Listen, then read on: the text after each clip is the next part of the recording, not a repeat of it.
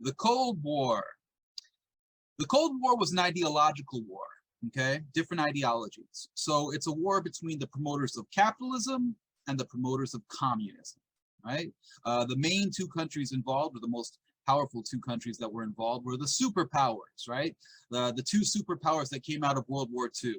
You got the Soviet Union and their allies, right? With China being one of their strongest allies, and of course the United States and the United States allies, which involved the countries of Western Europe, okay?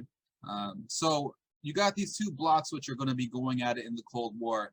Now, from the 1940s into the early 1990s, the two superpowers never officially engaged in physical combat, right? That would be a hot war.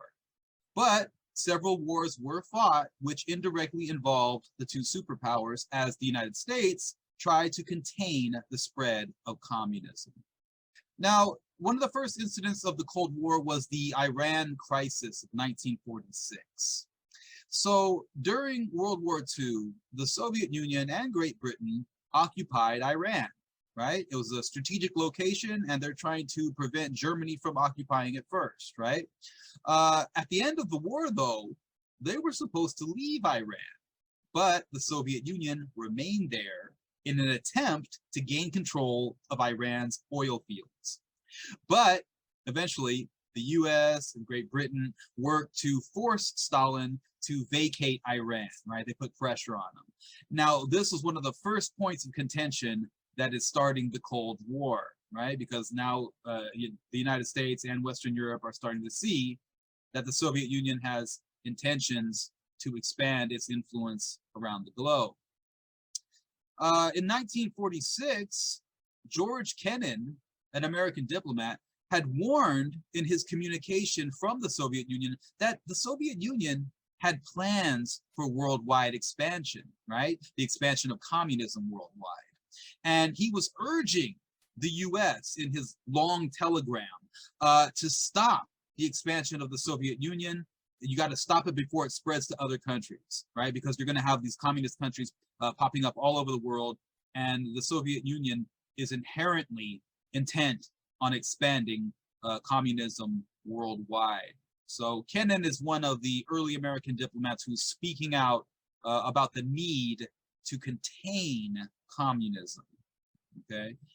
You're going to see that policy of containment come up again in the Truman Doctrine, okay? So President Harry Truman is going to give a speech to Congress asking for action to protect Greece and Turkey, who were both under the threat of communist influence, right? Now, this is one of the first examples of the policy of containment coming into effect, okay? So this is where the United States is going to take measures to try to contain the spread of communism, all right? So with Greece and with Turkey.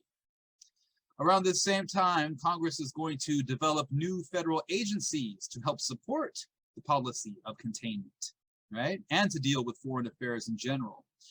Some examples of these new federal agencies would be the National Security Council and the Central Intelligence Agency, the CIA, right? I'm sure you've all heard of the CIA before, right? So this is where the CIA is born into the world, right? And the idea is to protect American interests around the globe and, of course, to contain communism.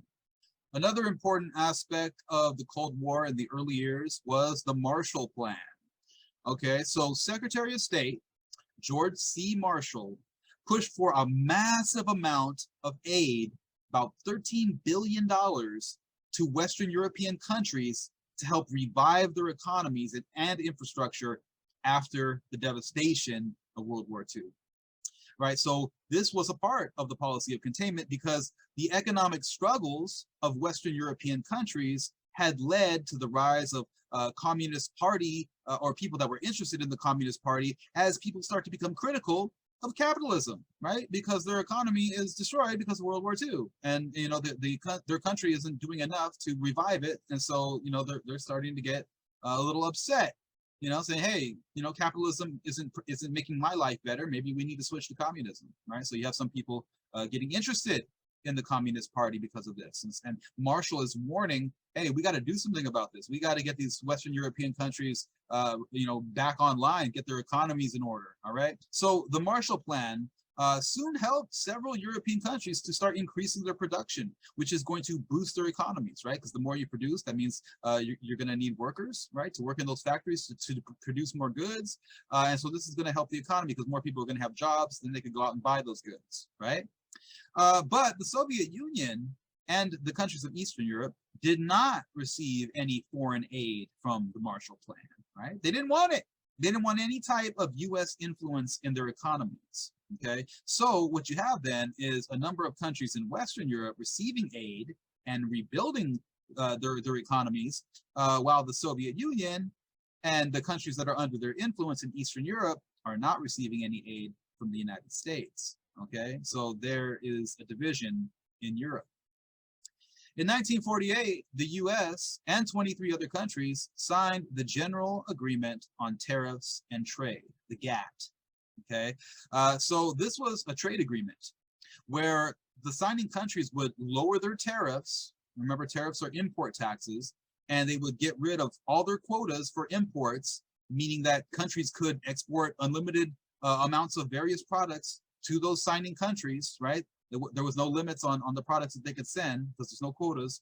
And the tariffs, the import taxes are low now, right? So this is going to help to increase global trade, right? To help revive the economies of Europe and to expand the economies of the United States.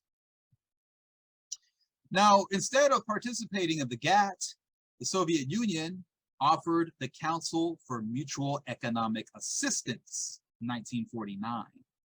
And this is going to help to increase trade between the Soviet Union and other Eastern European countries. Okay, so the Soviet Union has their own organization, which is similar to the General Agreement on Tariffs and Trade.